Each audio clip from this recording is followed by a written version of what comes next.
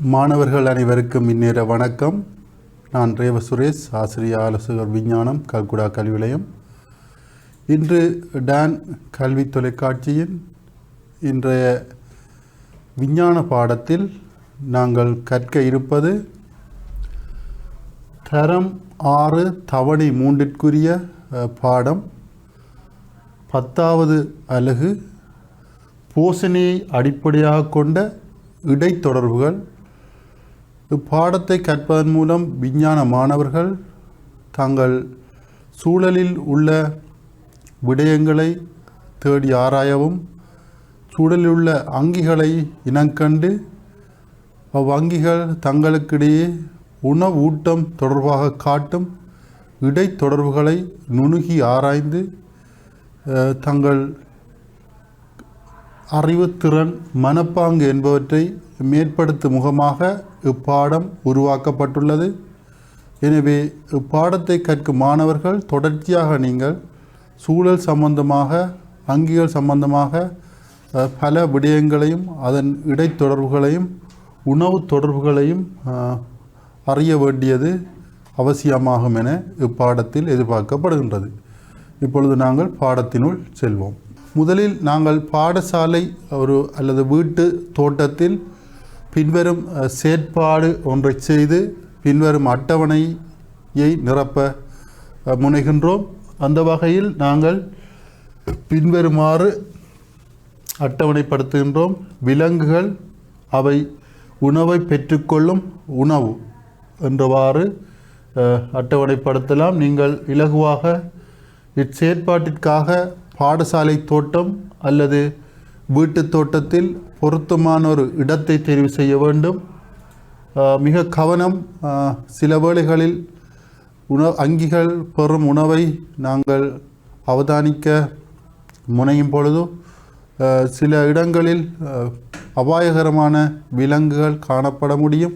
உதாரணமாக பாம்பு, குளவி போன்ற அங்கிகளும் காணப்படலாம். எனவே அவ்வாறான அபாயகரமான நிலையை தவிர்த்து ஆசிரியரின் உதவியுடன் இந்த செயற்பாட்டில் ஈடுபட வேண்டும்.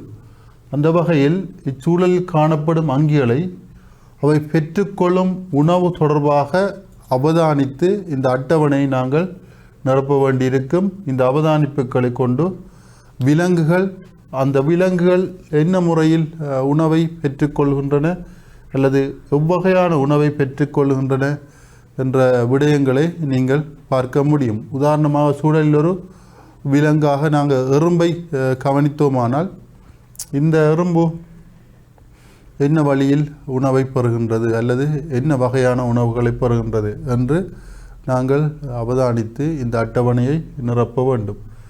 இவ்வாறு நாங்கள் நிரப்பப்பட்ட ஒரு அட்டவணையை பார்ப்போமானால் அது பின்வருமாறு அமையும். நீங்கள் பெறும் அட்டவணையானது பின்வரும் அமைதல் கூடும். எனவே இங்கு கவனித்தீர்களானால் விலங்குகள் அவற்றின் உணவு அல்லது உணவை பெறும் முறையை பார்த்தோமானால் இங்கு அணில் முதலாவதாக காட்டப்பட்டுள்ளது. இந்த அணில் கொய்யாப்பழம் சாப்பிடுவதை நீங்கள் பார்க்கக்கூடும். அதேபோல் கிளியும் கொய்யாப்பழம் அல்லது இலைகளின் துளிர் இவற்றை சாப்பிடுவதை நீங்கள் கண்டிருப்பீர்கள். இதேபோல் மயிர்கொட்டி என்று சொல்லப்படும், உங்களுக்கு தெரியும், சில வேளைகளில் இந்த மயிர்கொட்டி கைகளில் பட்டால் உங்களுக்கு தடிப்பு ஏற்படும் அல்லது அரிப்பு ஏற்படும். இதனை தடுப்பதற்காக நீங்கள் தவிர்த்து இருப்பீர்கள். இவ்வாறான நிலைமைகளில் மயிர்கொட்டி கொய்யா இலை அல்லது சில தாவரங்களின் தளிர் இலைகளை உண்ணுவதை நீங்கள் அவதானித்திருப்பீர்கள். இதேபோல் ஓணான் மயிர்கொட்டி அல்லது சில பூச்சிகளை பிடித்து உண்ணுவதை நீங்கள் அவதானிக்கக்கூடும். இதேபோல் சாரை பாம்பு, மிக கவனம். இவ்வாறான நிலைமைகளில் பாம்புகள் அல்லது விஷ ஜந்துக்களுடன் நீங்கள் அவதானமாக இருக்க வேண்டும். சாரை பாம்பு, ஓணான் அல்லது தவளை போன்றவற்றை உண்ணுவதை நீங்கள் அவதானித்திருப்பீர்கள். செண்பகம் என்று சொல்லப்படும் பறவையானது, இந்த பறவை நத்தையை சிறப்பாக உண்ணுவதை நீங்கள் பார்க்க கூடும். அதேபோல் மீண்டும் பல உதாரணங்களில் மீண்டும் சாரைப்பாம்பை இன்னொரு மாணவர் அவதானித்திருந்தால் அது அணில் போன்ற எலி போன்ற தாவரங்களை விலங்குகளையும் உண்ணுவதை நீங்கள் அவதானிப்பீர்கள். இவ்வாறான அட்டவணையை நாங்கள் வைத்துக்கொண்டு சூழலில் காணப்படும் பெரும்பாலான விலங்குகள் தமது உணவை ஒவ்வொரு வகையான உணவுகளை பெறுவதை நீங்கள் அவதானிக்கக்கூடும். எனவே ஒரே விலங்கு ஒரு வகையான உணவை பெறுவதில்லை, அதனுள்ளும் வேறுபாடு காணப்படுகின்றது. எனவே வெவ்வேறான விலங்குகள் அந்த உணவு பன்மை தன்மையை கொண்டிருக்கின்றன. அதாவது நாங்கள் மனிதரை எடுத்துக்கொண்டால் மனிதர் எல்லா வகையான உணவுகளையும் சாப்பிடுகின்றனர்.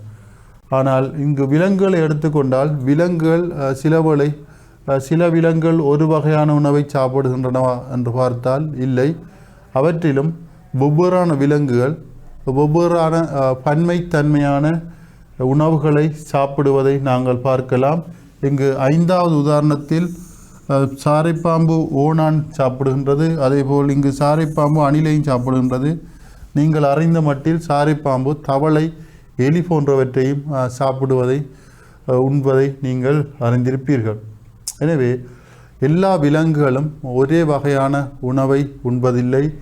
உணவுகளை உண்பதில் பல்வகை தன்மையை காட்டுகின்றன என்று நீங்கள் இந்த செயற்பாட்டின் மூலம் விளங்கிக் கொள்வீர்கள். இவ்வாறான விலங்குகள் இன்னுமொரு விலங்கை அல்லது உணவை உண்ணும் பொழுது இவை இரண்டுக்கும் இடையில் தொடர்பு உருவாகின்றது.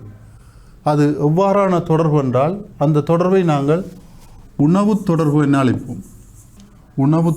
அழைப்போம். எனவே விலங்குகளுக்கும் உணவுக்கும் இடையில தொடர்பு இந்த உணவு தொடர்பாக கொள்ளப்படுகின்றது. சில விலங்குகள் தாவரங்களுடனும் உணவு தொடர்பை பேணுகின்றன.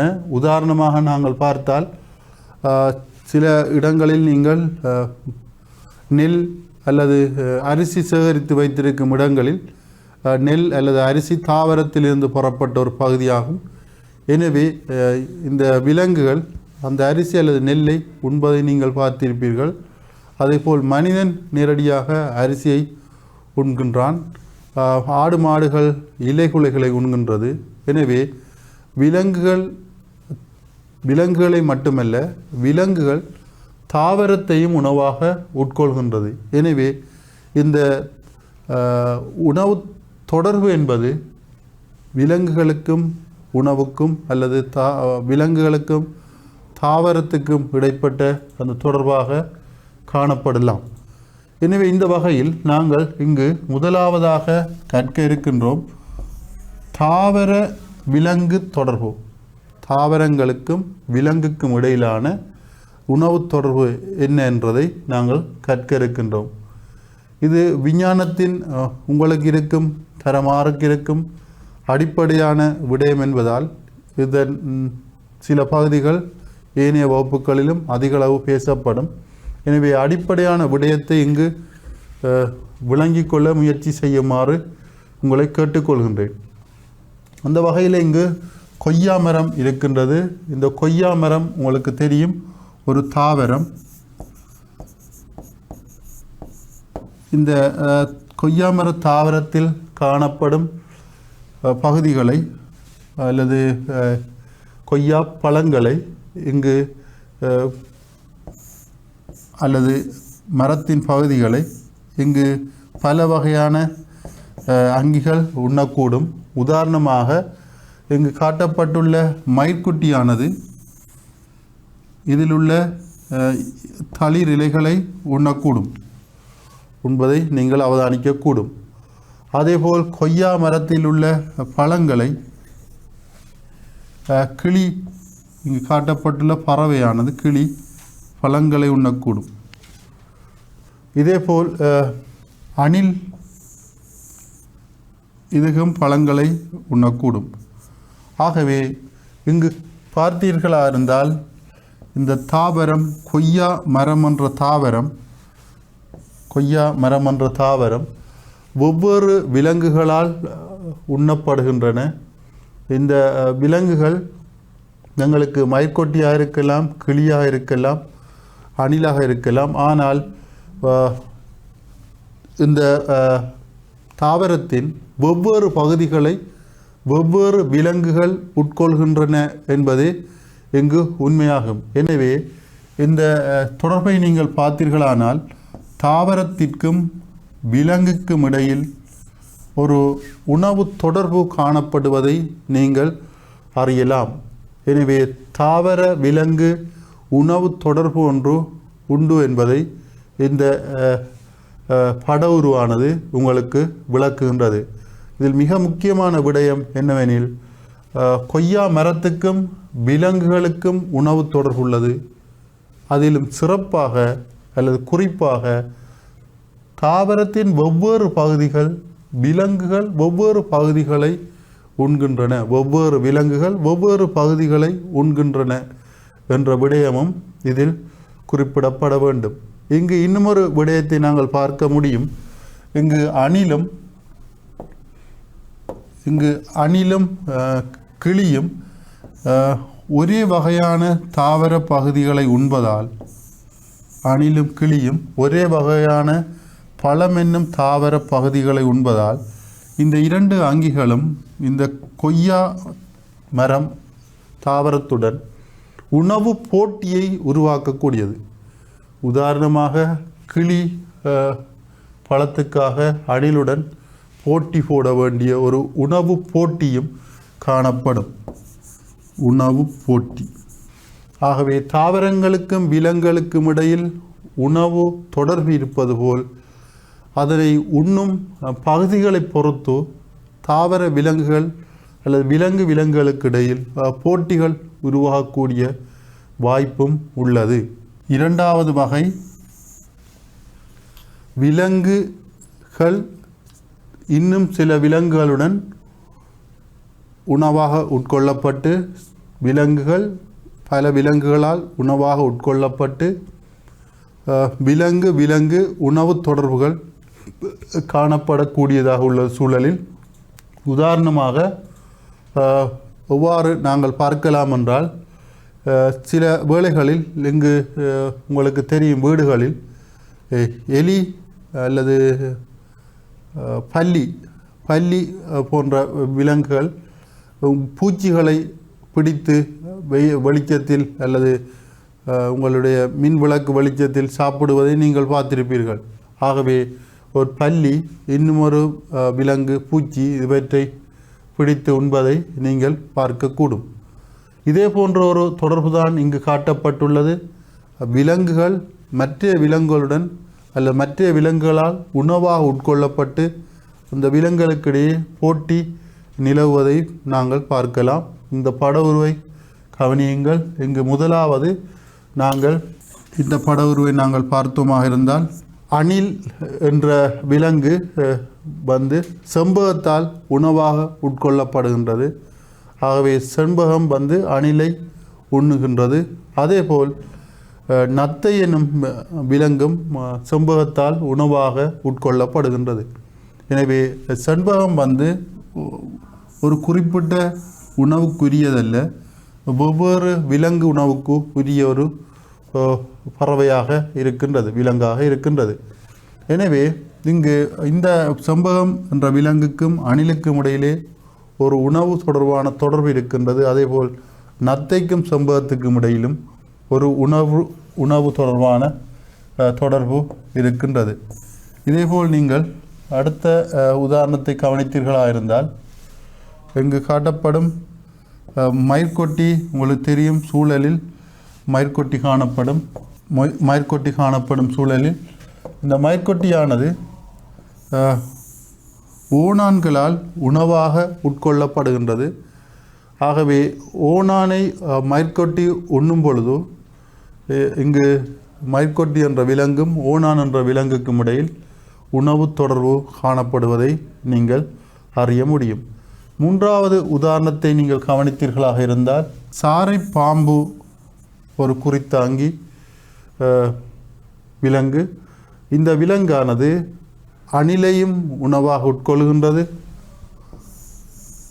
கிளியையும் உணவாக உட்கொள்கின்றது, ஓணானையும் உணவாக உட்கொள்கின்றது. இதில் என்ன விடயம் என்று அவதானித்தீர்களாக இருந்தால், சிலவேளை அணில், கிளி என்பவை ஒரே வகையான உணவையே உட்கொள்ளுமாக இருக்கலாம். நாங்கள் அந்த உதாரணத்தில் பார்த்தோம் கொய்யாப்பழம். இந்த கொய்யாப்பழத்தை அணிலும் கிளியும் உணவாக உட்கொள்ளும் விலங்குகளாக இருந்த போதிலும் இருவரையும் பிடித்து உண்பதாக சாரைப்பாம்பு காணப்படுகின்றது. சாரைப்பாம்பு இந்த இரண்டையும் பிடித்து உண்பதாக காணப்படுகின்றது. எனவே கொய்யா மரத்துக்கும் அணிலுக்கும் இடையில் இருக்கிற தொடர்பு எங்களுக்கு உதாரணம் உங்களுக்கு தெரியும். கொய்யா மரத்துக்கும் அணிலுக்கும் இருக்கிற தொடர்பு தாவர விலங்கு தொடர்பு. இந்த முதலாவது தொடர்பு நாங்கள் ஏற்கனவே கற்ற தாவர விலங்கு தொடர்பு. ரெண்டாவது தொடர்பு அணில் அல்லது கிளி, ஓணானுக்கும் சாரைப்பாம்புக்கும் இங்கு இருக்கிற தொடர்பு உண்மையிலே நாங்கள் இங்கு குறிப்பிடப்படும் விலங்கு தொடர்பு. இதை மாணவர்கள் விளங்கிக் கொள்ள வேண்டும். கொய்யா, அணில் அல்லது விலங்குகளுக்கு தாவர விலங்கு தொடர்பு. இது விலங்கு தொடர்பு என்றால் விலங்குகள் வேறு விலங்குகளால் உண்ணப்படுவதால் உருவாகும் தொடர்பு. எனவே இவ்வாறான சூழலில் எந்த விலங்கு அதிகம் பசித்திருக்கும் என்று ஒரு வினாவை உங்களிடம் கேட்கும் பொழுது, இவ்வாறான ஒரு சூழலில் எந்த விலங்கு அதிகம் பசித்திருக்கும் என்ற ஒரு வினாவை கேட்கும் பொழுது, இது ஒரு பெரிய சூழலாக இருந்தால் இந்த சூழலில் எந்த விலங்கு அதிகம் பசித்திருக்கும் என்று பார்த்தால் நீங்கள் விடை கூறுவீர்கள் ஓணான் என்று.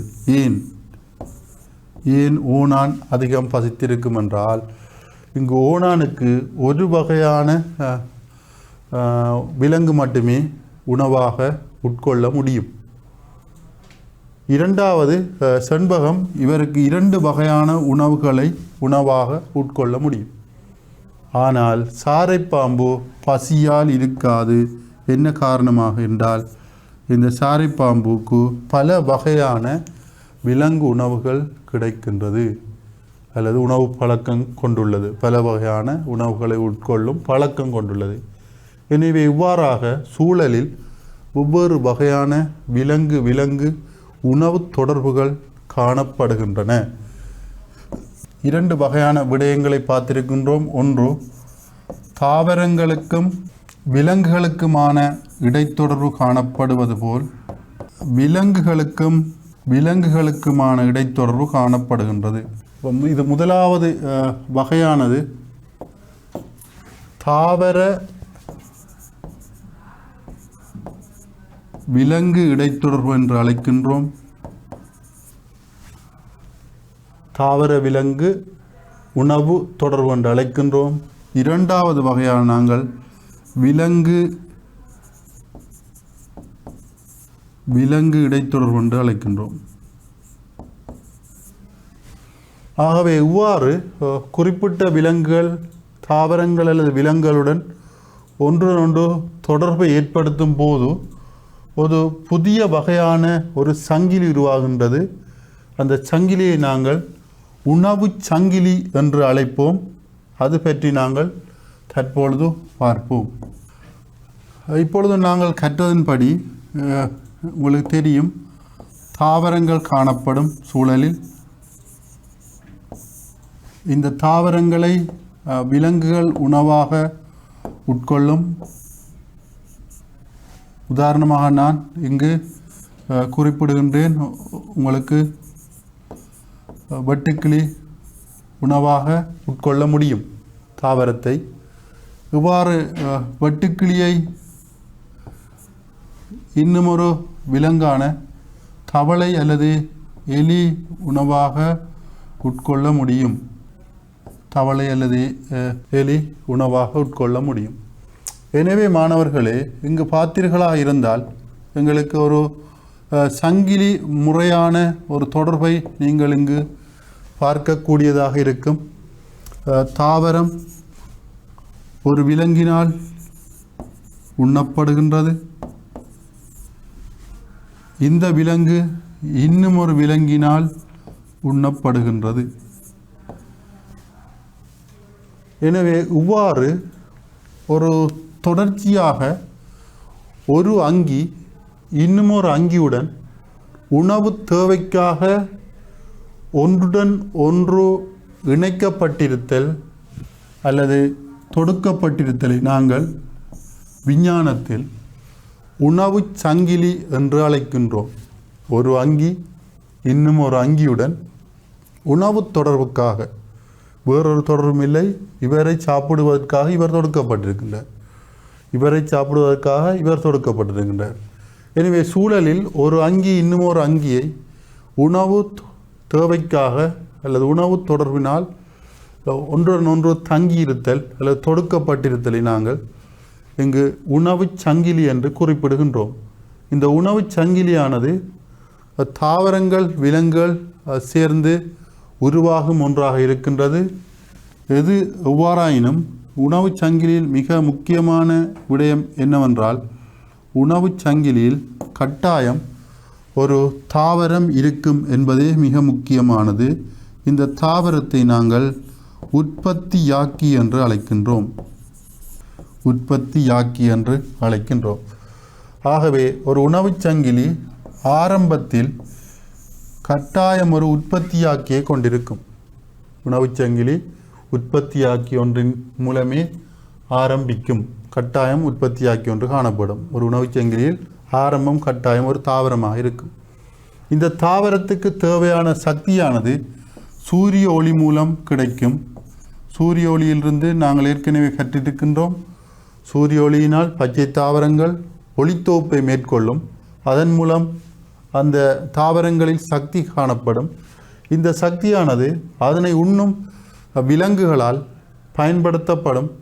எனவே இங்கு உருவாகிற சக்தியின் கணிசமான அளவு விலங்குகளுக்குள் செல்லும். இந்த உற்பத்தியாக்கியிலிருந்து உணவை பெறும் விலங்குகள், நேரடியாக உற்பத்தியாக்கியிலிருந்து உணவை பெறும் விலங்குகளை நாங்கள் முதலாம் படி நுகரி என்று அழைக்கின்றோம். முதலாம் படி நுகரி. நுகர்தல் என்றால் வேண்டுதல் அல்லது எடுத்தல். ஆகவே உற்பத்தியாக்கி என்பது ஆரம்பத்தில் இருக்கும் தாவரம்.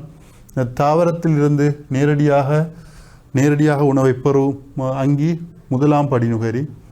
இந்த முதலாம் படி நுகரியை மீண்டும் உண்ணும் ஆறாவது ஒரு விலங்கு இருந்தால் அவரை நாங்கள் இரண்டாம் படி நுகரி என்று அழைப்போம்.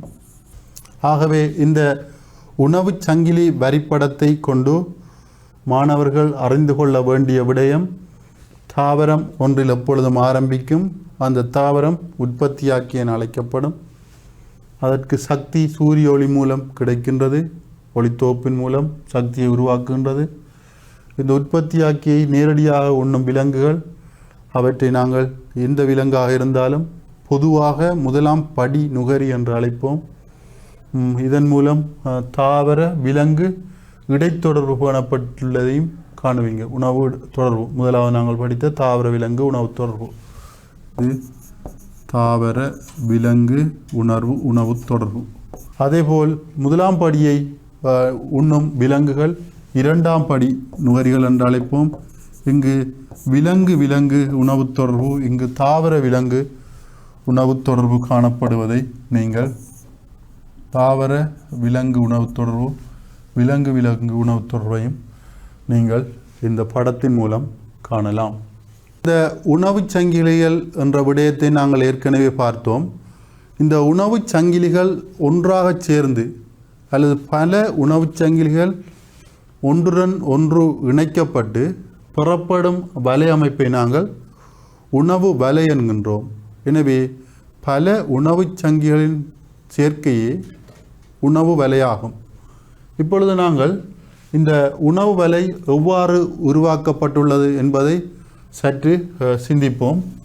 பாருங்கள். முதலாவதாக நாங்கள் இங்கு உருவாக்கப்பட்டுள்ள உணவு வலையில் உள்ள உணவு சங்கிலிகளை வேறு பிரித்தெடுப்போம். முதலாவது நான் இதிலிருந்து கொய்யா என்ற மரத்தை பழத்தை அணில் சாப்பிடுகின்றது.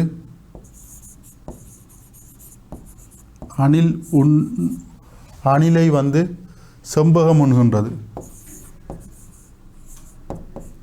இவ்வாறு உணவு வலையிலிருந்து உணவு சங்கிலிகளை வேறுபடுத்தி அறியும் திறன் மாணவர்களுக்கு இருக்க வேண்டும் என்று எதிர்பார்க்கப்படுகின்றது. ஆகவே கொய்யா அணிலிலிருந்து செம்பகம் இது ஒரு வகையான உணவு சங்கிலி. இரண்டாவது பார்த்தீர்களாக இருந்தால்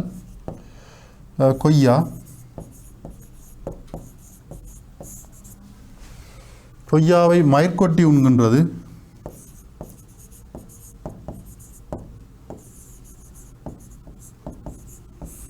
மயிர்கொட்டியை செம்பகம் உண்கின்றது. ஆகவே இரண்டாவது உணவு சங்கிலி கொய்யாவை மயிர்கொட்டி செம்பகம் இவ்வாறு முடிகின்றது. மூன்றாவது நாங்கள் பார்த்தோமாக இருந்தால் கொய்யாவை கிளி உண்கின்றது. கொய்யா பழத்தை கிளி உண்ணலாம். கிளியை சாரை பாம்பு உண்கின்றது. அம்புக்குறிகளை மாணவர்கள் கவனிக்க வேண்டும். இங்கு கொய்யாவை கிளி உண்கின்றது, கிளியை சாரைப்பாம்பு உண்கின்றது, அம்புக்குறியுடன் முடிவடைகின்றது. எனவே இதற்கு வேறு சில உணவு சங்கிலிகள் உள்ளனவா என்று பார்த்தோமானால் இத்துடன் நீங்கள் முடிக்க முடியாது. இன்னும் ஒரு உணவு சங்கிலி காணப்படுகின்றது. நாலாவதாக இங்கு மயிர்கொட்டியை ஓணான் உண்ணும் ஒரு உணவுச் சங்கிலியும் ஓணானை சாரைப்பாம்பு உண்ணும் இன்னொரு உணவுச் சங்கிலியும் பெறப்போகின்றது. ஆகவே நாங்கள் கொய்யா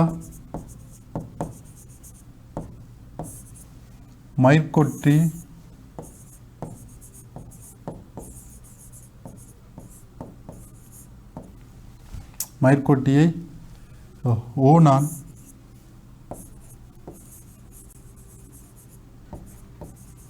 ஓணானை சாரைப்பாம்பு. ஆகவே இங்கு பார்த்தீர்களானால் முதலாவது தொடர்பு, இரண்டாவது தொடர்பு, மூன்றாவது தொடர்பும் வருகின்றது. இதேபோல் கொய்யா அணில் சாரைப்பாம்பு ஐந்தாவது உணவுச் சங்கிலி. கொய்யா அணில் சாரை. எனவே இங்கு தரப்பட்டுள்ள எல்லா உணவுச் சங்கிலிகளையும் நாங்கள் கண்டுபிடித்திருக்கின்றோம்.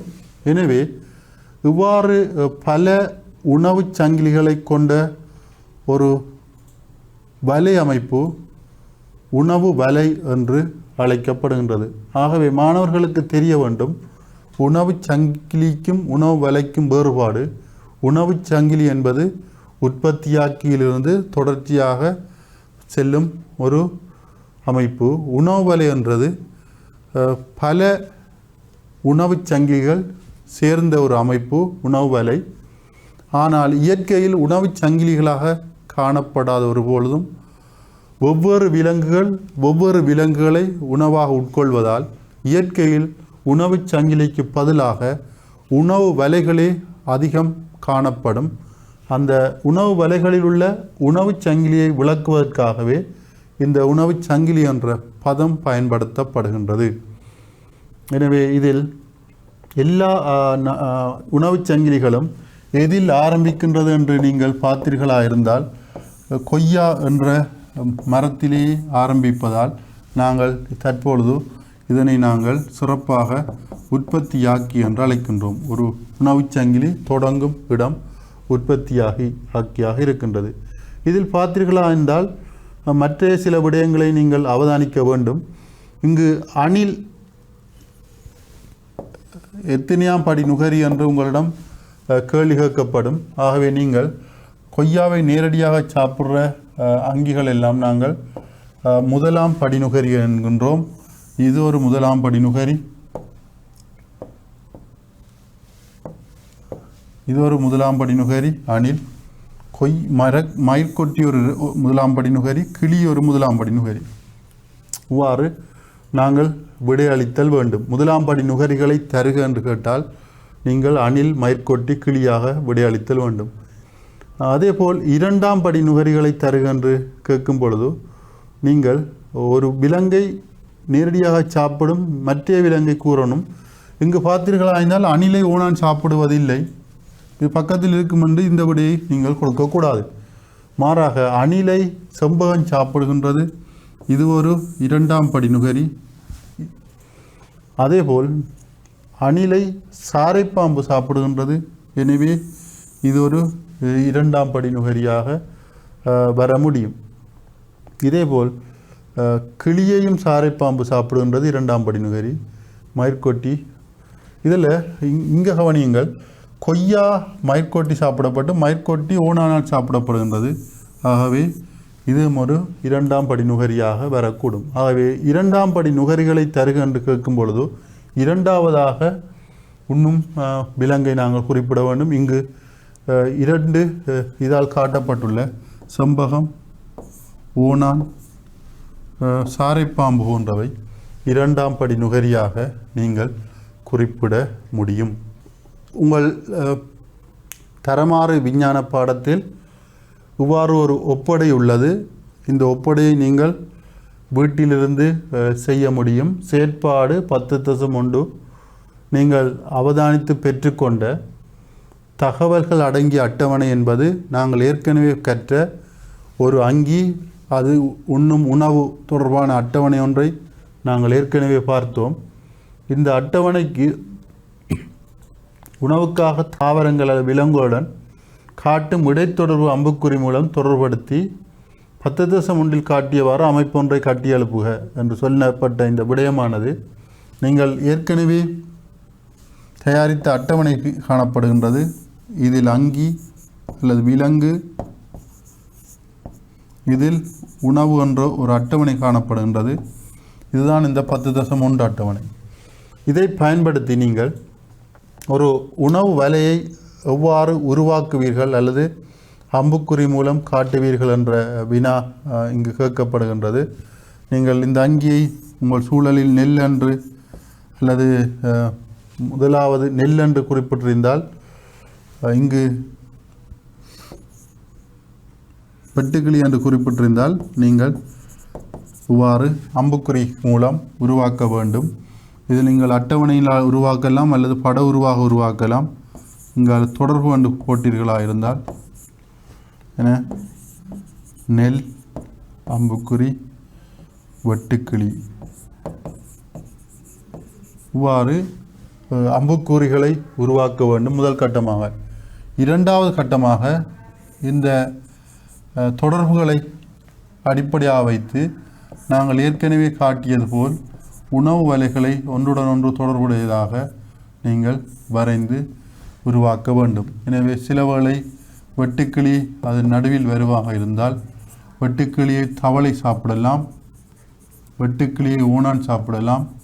இவ்வாறு அது ஒரு நீங்கள் இந்த ஒப்படையை ஒழுங்காக செய்தால் ஒரு வலையமைப்பு ஒன்று உங்களுக்கு பெறப்படும்.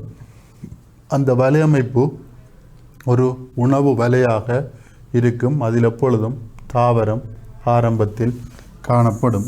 இதுவே உங்களுடைய ஒப்படையாக இருக்கும். நீங்கள் வீட்டில் இதை வரைவதற்கு முயற்சி செய்யவும். காட்டப்பட்டுள்ள அமைப்பு எது என்று உங்களிடம் வினவப்படும் பொழுது இவ்வாறான படங்களை தந்து உங்களிடம் கேள்விகளை கேட்கும் பொழுது இது ஒரு உணவு சங்கிலியா உணவு வலையா என்ற வினாவுக்கு நீங்கள் முதல் விடையளிக்க வேண்டும். இது ஒரு உணவு வலை, முதலாவது விடயம். இரண்டாவது விடயம், இதில் காட்டப்பட்டுள்ள உற்பத்தியாக்கி எது என்று ஒரு வினா உங்களிடம் கேட்கப்படும் பொழுது இதில் காட்டப்பட்டுள்ள உற்பத்தியாக்கி என்று சொல்லப்படுகின்றது. நேரடியாக உணவுச் சங்கிலி எங்கு ஆரம்பிக்கும் என்று நீங்கள் பார்த்தீர்களாக இருந்தால் ஓணான், மயிர்கொட்டி, வெட்டுக்கிளி, புட்கள் இப்படி பார்க்கக்குள்ள எந்த இடத்திலிருந்து உங்களுடைய உணவுச் சங்கிலி ஆரம்பிக்கின்றதோ அந்த இடமே உற்பத்தியாக்கியாக கொள்ளப்படும். ஆகவே புட்கள் இங்கு உற்பத்தியாக்கியாக கொள்ளப்படுகின்றன புட்கள். இதேபோல் மூன்றாவது வினா உங்களிடம் இங்கு காணப்படும் முதலாம் படி நுகரிகளை தருக. முதலாம் படி நுகரிகளை தருக என்றால் இந்த உணவு வலையிலிருந்து நீங்கள் முதலாம் படி நுகரிகளை கண்டுபிடிப்பதற்கு நீங்கள் பழக்கப்படுத்தி கொள்ள வேண்டும். இதில் உள்ள முதலாம் படி நுகரிகள் நான் கூறியது போல் நான் முதலாம் படி நுகரிகளை சிவப்பு நிறத்தினால் காட்டுகின்றேன். முதலாம் படி நுகரிகளை சிவப்பு நிறத்தினால் காட்டுகின்றேன். மயிர்கொட்டி ஒரு முதலாம் படி நுகரி, வெட்டுக்கிளி ஒரு முதலாம் படி நுகரி, புல்லை நேரடியாக உண்பவை யாவும் முதலாம் படி நுகரியாக வரும். இதேபோல் 4வது வினா,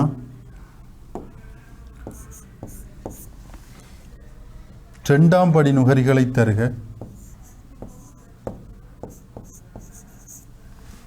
ஆகவே இரண்டாம் படி நுகரிகள் என்று சொல்லும் பொழுது நான் அவற்றை பச்சை நிறத்தினால் காட்டுகின்றேன்.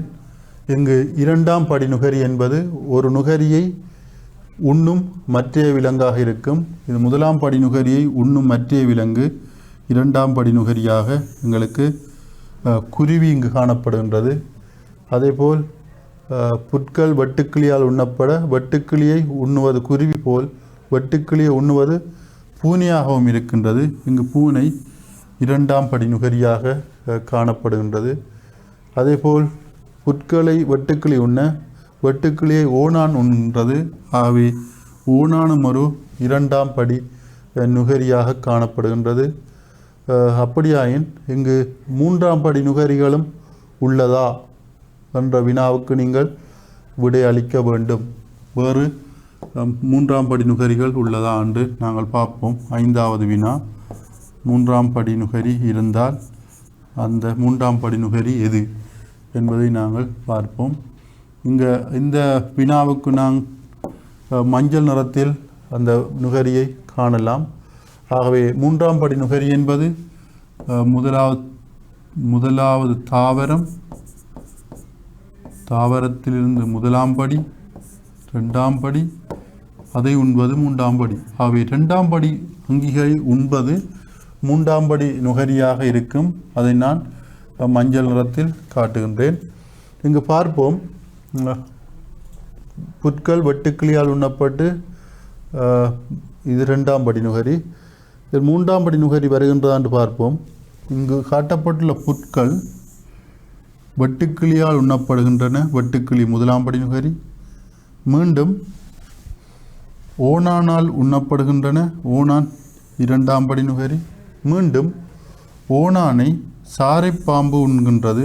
ஆகவே சாரைப்பாம்பு இங்கு மூன்றாம் படி நுகரியாக இருக்கும். மூன்றாம் படி நுகரி சாரைப்பாம்பு.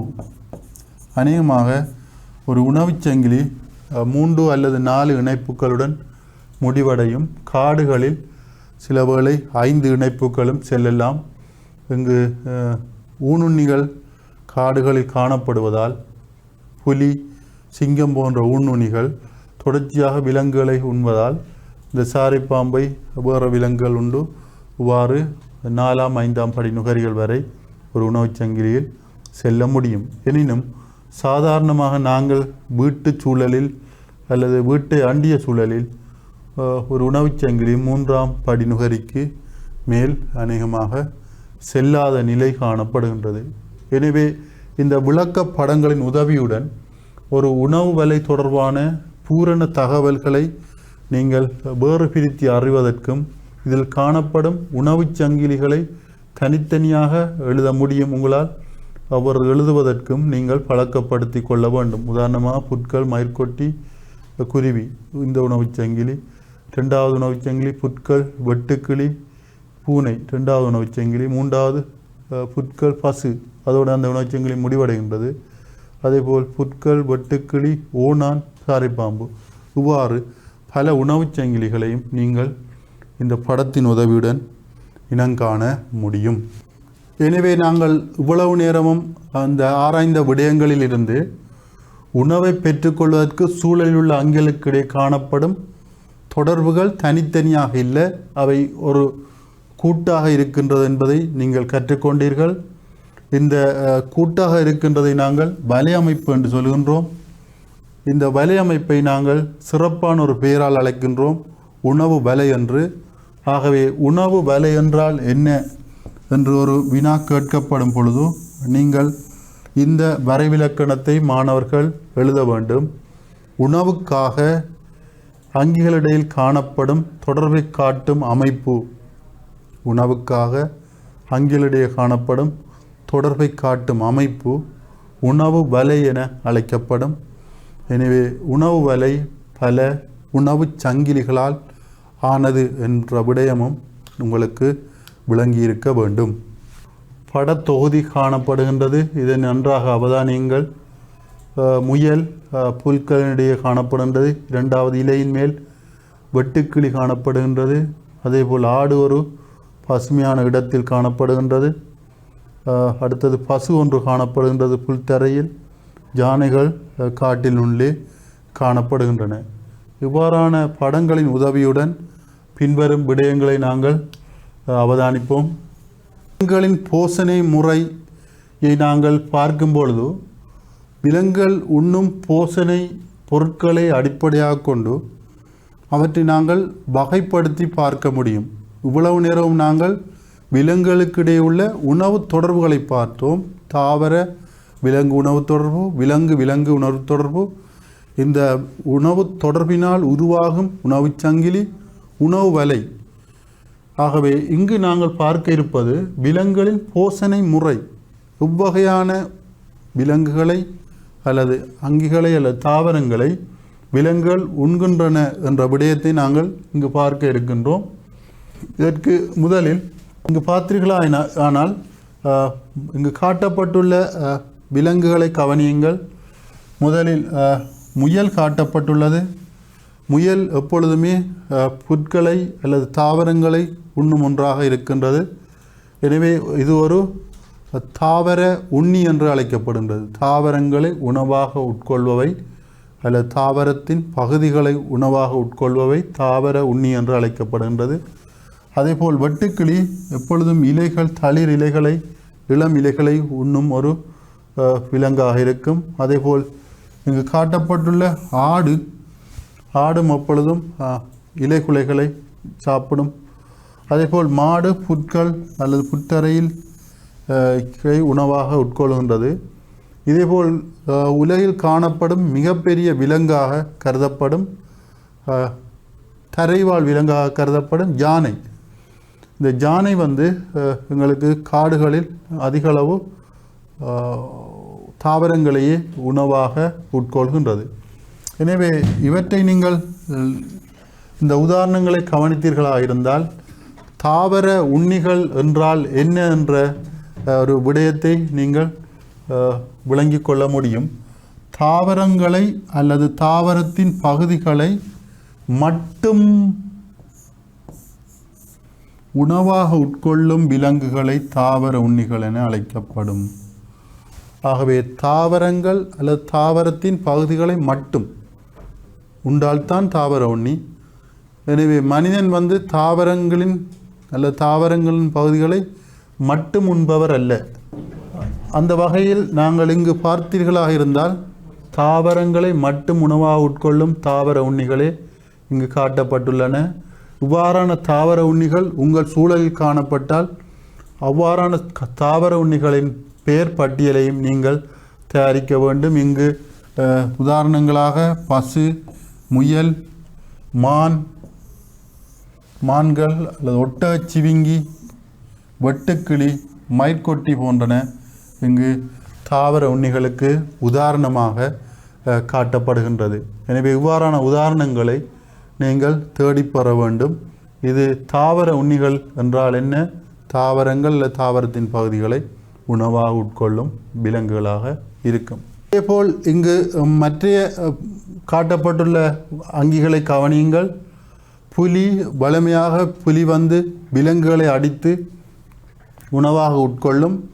அதேபோல் கழுகு பறவைகளை அல்லது விலங்குகளை உணவாக உட்கொள்ளும். சிங்கங்களும் புலிகளை போன்றே விலங்குகளை உட்கொள்ளும். அதேபோல் நரி, ஓநாய் போன்றவையும் விலங்குகளையே உட்கொள்ளும். பாம்பு உங்களுக்கு தெரியும், தவளைகள், எலிகள் போன்ற விலங்குகளை உணவாக உட்கொள்ளும். இவ்வாறு விலங்கை அல்லது விலங்கின் பகுதிகளை உணவாக உட்கொள்ளும் அங்கிகள் நாங்கள் ஊனுண்ணிகள் என்று அழைக்கின்றோம். ஆகவே இங்கு கவனியுங்கள், விலங்கு அல்லது விலங்கின் பகுதிகளை, ஒரு பாகத்தை உணவாக உட்கொள்ளும் விலங்குகளை நாங்கள் ஊனுண்ணிகள் என்று அழைக்கின்றோம். ஆகவே இவ்வாறான ஊனுண்ணிகள் எங்களது சூழலில் பெரும்பாலும் காணப்படுவது குறைவு. அநேகமாக வீட்டு சூழலில் இல்லாது காடுகளில் காணப்படும். இவ்வாறான அங்கிகளுக்கு உதாரணங்களையும் நீங்கள் பட்டியல்படுத்தி பெற வேண்டும். அதற்காக நாங்கள் இங்கு பார்க்கப்படும் விலங்குகள் ஓநாய், புலி, சிறுத்தை, சிங்கம், சாரைப்பாம்பு போன்ற விலங்குகள் எங்களுக்கு இங்கு உதாரணங்களாக தரப்பட்டுள்ளன. எனவே ஊனுண்ணிகள் என்பதை, ஊன் என்பது விலங்குகளின் உடலை குறிக்கின்றது. அந்த உடல் பாகங்களை உணவாக உட்கொள்ளும் அங்கிகள் ஊனுண்ணிகள் என்று அழைக்கப்படும். இங்கு காட்டப்பட்டுள்ள விலங்குகளை நன்றாக பாருங்கள். காகம் உங்களுக்கு தெரியும், சூழலில் உள்ள தாவர பகுதிகளையும் சாப்பிடும், அதேபோல் விலங்கு பகுதிகளையும் உண்ணும். இவ்வாறு இரண்டு பகுதிகளையும் உண்ணுவதை அல்லது அழுகிய பதார்த்தங்களையும் உண்ணும். இதேபோல் கரப்பான் பூச்சி, அதை நீங்கள் நேரடியாக கண்டிருக்க மாட்டீர்கள். இதனை நீங்கள் தொடர்ச்சியாக அவதானித்தீர்களாக இருந்தால் கரப்பான் தாவர பகுதிகளையும் உணவாக உட்கொள்ளும். அதேபோல் சிறிய பூச்சிகள் போன்ற விலங்குகள், எறும்புகள் போன்றவற்றையும் உணவாக உட்கொள்ளும். அதேபோல் நீங்கள் கோழி, இதனை பார்த்தீர்களாக இருந்தால் புழு போன்ற விலங்குகளையும் உட்கொள்ளும். அதேபோல் நெல் போன்ற தானியங்களையும் உட்கொள்ளும். இதேபோல் நீங்கள் இங்கு காட்டப்பட்டுள்ளது பன்றியும் அனைத்து தாவர விலங்குகளையும் அதன் கழிவுகளையும் உட்கொள்ளும் ஒன்றாக இருக்கின்றது. இதேபோல் இங்கு காட்டப்பட்டுள்ள நரி அனைத்தையும் அல்லது தாவர அல்லது விலங்குகளையும் உணவாக உட்கொள்ளும் ஒன்றாக இருக்கின்றது. எனவே இவ்வாறான அங்கிகள் தாவரங்களையும் அல்லது விலங்குகளையும் அல்லது தாவர விலங்கு பகுதிகளை உணவாக உட்கொள்வதால் இவற்றை நாங்கள் விஞ்ஞானத்தில் அனைத்து முன்னிகள் என்று அழைக்கின்றோம். அனைத்து முன்னிகள் எனப்படுவது தாவரங்களையும் விலங்குகளையும் உணவாக பெற்றுக்கொள்ளும் விலங்குகள் அனைத்து முன்னிகள் ஆகும். எனவே மாணவர்களே, மனிதன் எதில் வருவான்?